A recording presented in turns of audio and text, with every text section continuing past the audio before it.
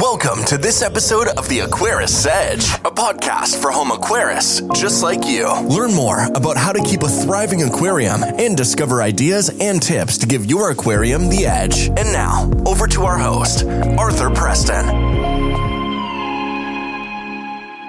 Setting up and maintaining an aquarium can feel overwhelming at first. We hear people talk about pH balance, we hear about managing ammonia spikes, keeping the water clean, managing the water parameters and so forth. We hear stories about substrate choices, what plants we might use and so on. So when we get going, it's really important to find hardy fish that we can place in the aquarium and that are hardy enough to withstand our mistakes. They can tolerate fluctuations in water conditions and still look fantastic. But that doesn't mean these fish are boring. They have vibrant colors, they have unique behaviors, they have loads of personality, and this makes them a fantastic choice for beginner aquarists. They're very forgiving of the occasional mistake, and it makes the whole learning process so much less stressful. So let's kick it off by looking at the 10 hardiest aquarium fish for beginners. And so I'm going to start off with one that I think many of us would have had in our aquariums when we started out, and that is the zebra danio. These little fish are like the marathon runners of the aquarium world. They're small, they're super active, they have stunning horizontal stripes that look like they've been painted with a fine brush. Zebra danios love to be in groups, so always aim for at least 5 or 6 of them in your tank. They thrive in water temperatures between 18 and 24 degrees, which is a bit cooler than many tropical fish, and they can handle a wide range of pH levels from about 6.5 to 8.5. A bonus is that they're hardy enough to weather the most common diseases, and that's always a relief. They're playful little explorers, they dart around the tank, they swim in loops, they even seem to race each other. Make sure that your tank has plenty of open swimming space along with some plants or decorations to explore. And their diet is simple. They'll eat most high quality flakes, but they will really thrive if you occasionally treat them to frozen brine shrimp or live daphnia. If you're looking for something with a splash of colour, the rosy barb is a great choice. These fish have a gorgeous pinkish red hue, and if you look closely, you'll notice a black stripe running along their side. They're a bit larger than some of the other fish on this list. They grow up to about 10 centimeters in length, so they add a bit more presence to your tank. They're active, they're sociable, they love being in groups. They also do best in slightly cooler water, around 18 to 24 degrees, and are pretty adaptable to different pH levels. You will need to keep at least 5 of them together, and you'll be rewarded with a lively and harmonious school of fish. They will do well on a varied diet of flakes and pellets, and even some fresh vegetables like blanched spinach will keep them happy. These fish are known for their curiosity. They're always investigating their surroundings, which makes them endlessly entertaining to watch. The next fish on our list is one that is very common, and no doubt you've seen plenty of these in your local fish store. These are the platies. They come in a dazzling array of colors, from bright orange and yellows to dramatic black and blue. They stay relatively small, about 5 centimeters in length, but their personality is anything but small. These fish are live bearers. They give birth to live young, and they are incredibly easygoing, and they adapt well to most water conditions. They will thrive in slightly warmer water between 22 and 28 degrees, and like their pHs on the alkaline side, about 6.8 to 8.5. Just be aware that if you keep males and females together, you're likely to end up with baby platies before you know it. But don't stress too much, because they're easy to care for and their babies can be a lot of fun to watch. Also bear in mind that platies are omnivores, so it's important to mix up their diet with flakes, frozen foods, and some blanched vegetables for a healthy, vibrant fish. One of my personal favourites is next on the list, and that is the white cloud mountain minnow. These fish are the shimmering stars of cooler water tanks. They have this subtle metallic glow with pale bodies and bright red fins. They're quite small, they only grow to about 4 centimeters in length, but they more than make up for it with their elegance. They're perfectly suited to unheated tanks because they can thrive in temperatures between 18 and 22 degrees Celsius and can handle pH levels from 6 to 8.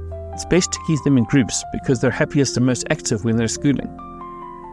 Diet-wise, they're easy. Good quality flakes are their staple, but obviously, like most aquarium fish, they would appreciate the occasional frozen treat like daphnia or brine shrimp. The next on the list, of course, is one of the firm favorites, and that is guppies. We had to include these. These little guys are one of the most popular freshwater fish for a reason. Their vibrant, flowing tails come in every color imaginable, and they're hardy and they're beautiful. They thrive in warm water between 22 and 28 degrees with a pH of about 6.5 to 8. Like platies, they're live bearers, so you might find your tank population growing unexpectedly. They're also omnivores, so a varied diet is important. They're really entertaining to watch, especially when they're showing off their colours and interacting with one another. A fantastic addition to almost any freshwater tank is the bristlenose pleco. These are bottom-dwelling algae eaters, and they're hardworking and they're fascinating. They grow to about 10 to 15 centimeters, and they stay smaller than many other plecos, making them a great choice for even medium-sized tanks. One of their standout features is their unique appearance. The males develop bristle-like structures on their faces. It gives them a very strange, almost prehistoric look. They're nocturnal by nature, meaning you'll see them most active in the evenings or at night, busily grazing on algae or scavenging for food. They're highly adaptable. They thrive in water temperatures between 22 and 28 degrees Celsius, with a pH of about 6.5 to 7.5. They really do love a well-decorated tank with hiding spots like caves and driftwood and plants. Driftwood is important because not only do the plecos find a place to hide with it, but it provides them a source of fiber that they need to stay healthy. So, while they'll clean up the algae in your tank, don't rely on that as their sole food source. Supplement their diet with sinking algae wafers, plant vegetables such as cucumber, and give them occasional protein treats like bloodworms. Corydoras are another bottom-dwelling fish. These are often called cories. They are small, they're peaceful, they are endlessly charming. They are social fish that love to hang out in groups, so be sure to keep at least 6 of them together. Their behavior is delightful to watch. They'll scuttle along the substrate using their barbels to search for food, like tiny vacuum cleaners. Corydoras come in a variety of species, with firm favorites such as the panda cory or the bronze cory being particularly beginner-friendly. They stay quite small, around about 5 to 7 centimeters, and prefer water temperatures between 22 and 26 degrees, with a pH of about 6.5 to 7.5. These little catfish are happiest in a soft substrate, such as sand. They're also peaceful tank mates, and they get along with almost any community fish. As far as diet is concerned, sinking pellets are ideal, but they also enjoy frozen or live foods, such as bloodworms, as well as algae wafers. It's great fun to watch their little group dynamics. They're always active, they're curious, and they're seemingly full of personality. The next on our list is a quintessential schooling fish, loved for its striking appearance and peaceful nature, and this is the Harlequin rasbora. These fish have a distinctive metal orange-pink body with a bold black triangular patch near their tail. I'm sure you've seen them in your local pet shop. They're quite small, they only reach about 5 centimeters in length, but their vibrant color and graceful movement make them stand out. They thrive in warm water between 23 and 27 degrees, slightly acidic to neutral pH, about 6 to 7.5. These fish are happiest in schools of 8 or more, and you'll notice that their schooling behavior is mesmerizing because they move in near perfect synchrony. They also appreciate a planted tank with plenty of open swimming areas. They're not fussy eaters. A high-quality flake or pellet food is a great base, but like most fish, as I've said, they'll eagerly accept live or frozen treats, such as brine shrimp, daphnia, or various worms. And then, of course, we have the old firm favorite that I think almost everybody has kept at some point in their aquarium hobby, and that is the neon tetra.